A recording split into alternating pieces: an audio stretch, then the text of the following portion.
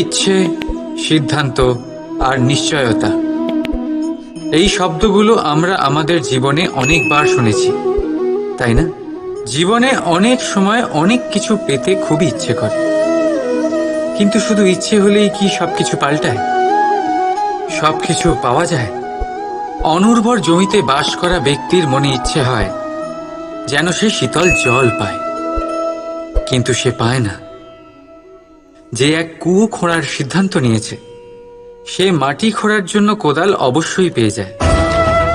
আর যে নিশ্চিত করে নিয়েছে, সে দেরি করে হলেও সেই শীতল জল অবশ্যই পেয়ে যায়। তাই জীবনে কেবল ইচ্ছে করবেন না, সিদ্ধান্ত নিন, আর তারপর নিশ্চিত করুন, সব পেয়ে যাবেন।